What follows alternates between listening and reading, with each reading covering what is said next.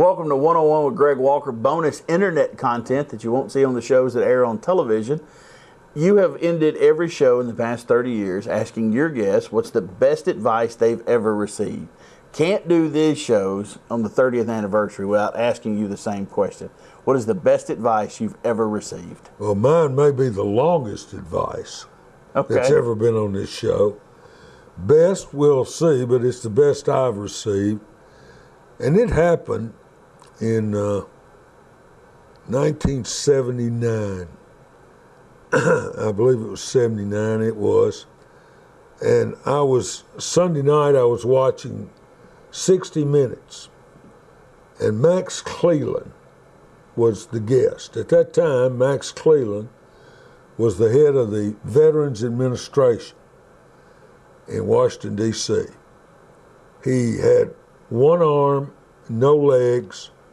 He was in a wheelchair, and it was rather ironic. So am I. He was in a wheelchair, and he was talking to this large audience of veterans and everyone, and on 60 Minutes, and talking about some of his injuries, this, that, and the other. Now, or lately, I don't know if he still is, he's been the congressman of Georgia. Mm-hmm. But I'm there, and to be honest with you, I was down as low as a snake under a rock. I had just got through, and I was in between jobs and sort of feeling sorry for myself. And I was low, and I was down and out, and you know what a person does when they get there, and I was there. And Max Cleland came on, and he gave what he titled A Prayer by a Confederate Soldier. You've heard it by other names. But it's funny, a lot of it stuck with me. And I hope I don't mess this up for you, because if you've never heard it, well, your children need to hear it, and you need to hear it. And if you've heard it, I say it again to myself quite often. It's this prayer by a Confederate soldier. I ask God for strength that I might achieve. I was made weak that I might learn to humbly obey. I ask for health that I do greater things. I was given infirmity that I might do better things. I ask for riches that I might be happy. I was given poverty that I might be wise. I ask for power that I have the praises of men. But I was made weak that I might feel the need of God. But you know, I asked above all things that I might enjoy life. But you know, we were given life that we might enjoy all things. And you know, I think back, we got nothing, or I got nothing. He got nothing that this prayer came from, that he asked for, but everything he could possibly hope for. You know, despite ourselves, we are most richly blessed. And I feel like I'm probably as richly a blessed person as has been in this world. Financially, no.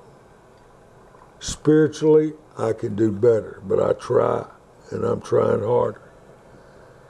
But from a friendship basis, from a people basis, from other things I've enjoyed doing, and think of all our blessings. Sure, I'm fighting a disease, a syndrome now. And yes, right now it's whipping my can. But I'm not going to give up, because from the neck up, I've still got a little bit of mine. I never had a whole lot. I was not brilliant by any means. I eased my way through school. You know, I promise you I did it the wrong way. I never studied for tests. High school, you talk about the high school years, remember that? Mm-hmm. Except for the people, I hated high school. I didn't like high school. It wasn't fun to me. I mean, it was fun to play in, Yeah. the people, but not school. That going to class part wasn't No. no good. College, what a blast. Austin P, nothing but fun. And what I didn't also mention is the men over there that saw talent in me and the people that saw talent in me, that without them, I would never be me, is Nancy Shoemaker, Nancy English in high school, and Robert Woodland in high school. They saw talent in me that I didn't even know I had. I remember Robert Woodland giving me an A+3, and what that meant is could do better than disability. And Nancy English, oh. But anyway, in college, I had Dave Aaron, I had George Fisher, and I had Tom Wandling, and I had Lake Kelly. And they all guided me, and they all, I can't tell you how much they helped me. And George Fisher, from the time I was young and dropped down in the bathroom at the old Little Red Barn, and he said, he caught me and he's in there. That's how I would get in if we didn't have money. Yeah. They had a window. Greg, what are you doing? I dated his daughter Stephanie a couple of times, and I got to know him, and we got to liking each other. I said, I'm going to be honest, Coach, I hadn't got the money to get in the game tonight. I said, and at that time I was in high school, I wasn't going to P. Yeah. And I want to see the Govs. He said, you come with me, and I thought I was in for it. He wrote me out a media pass. He said, don't you ever come in this gym again. Through that window, you come in and you go to this media and you watch Earl Walton and you watch Billy Suggs and you hang around these people because this is what you're going to do. Yeah. You know. So my best advice, combined with sharing that about those folks, because I have to, and there's been other influences, obviously Bill Herndon with that opportunity, that was huge, you know, and right on up the line to Kay Hart and Dave Luce and to today. Yeah. Like you said, your advice, since this is not on cable, it's on, what was the advice you said, the ass? I said the back you stab today may be connected to the ass you kiss tomorrow. Amen. And buddy, if that's not good advice, believe me, that's real advice. Yeah. And let me tell you, the guy you may call sissy, queer, whatever you call them when they were young, you may call them boss later on in life. That is so true, and I tell you, it's interesting because as we've aged, you turned 70 this year. Yeah. I'm a little behind you, a little bit, but we don't value the wisdom of the generation ahead of us.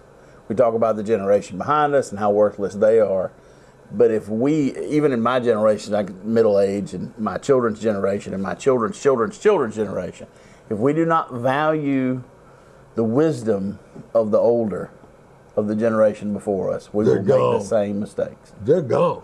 You are not the smartest kid in the room. Every generation gets weaker. Look at it. Don't you think our parents and their parents were stronger than us? Oh, absolutely. By far. That World War II era guy, Yeah. man, they're not making those guys anymore. And I tell my kids, I'm very fortunate, blessed to have 3 wonderful children. One to be 25, one's 19, and one is 14. And I tell my children all the time, you may not be the smartest kid in the room, you may not be the sharpest tool in the shed, but don't let anybody outwork you. Very good advice. Don't let anybody outwork you. That's Work sound hard. advice. So. And be good to everyone, just like we said before. Try to be. Some people are not going to let you. Will walk away. Yep. You do the best you can. It's no. We were talking about debating. We cannot agree on a subject, have a friendly discussion, but when we get through, even though he may not agree with me and me him, we've lost nothing. Yeah. I mean, it's a debate. So what? If do we all want to agree on everything? Be kind of boring, wouldn't it? It would be. One thing I've learned about this show, and then I know, then this is bonus internet content, man. You get it free.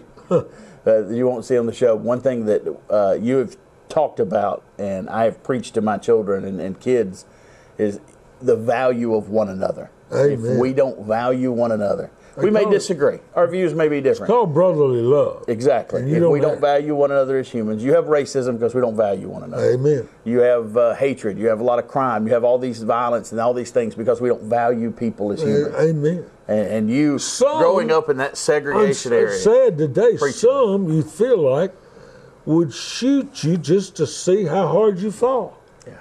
For a pack of baloney. Yeah. I mean, seriously, it's bad. Yeah. And that's sad.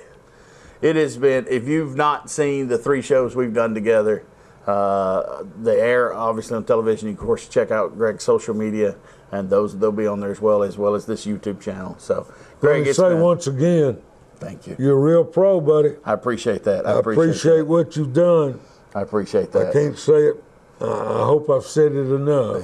Yeah. You know. And I look forward to seeing it on. I watch it on YouTube, but I see your show pretty regularly. I hope I didn't waste your time. No, sir, not at all. You've been very hospitable. These are filmed in Greg's house. I've gotten to meet Horace, and I've got to meet your barber who makes house calls. Donnie Haskins. Donnie just makes house calls for you, and Miss Pat, and got to hang out today, and I really enjoy it. I really have. Thank you so much. And all those friends I've got, close friends, pallbearers, honorary pallbearers. I hadn't mentioned you. But I think about you. And don't think, hey, it's never too early to start thinking about that. I've lost 4. Mickey Fisher, Mickey Darnell, Bobo Elliott, and David Cummins. That have been 4 pallbearers right there that I've lost. So, hey, you never know. Share this video.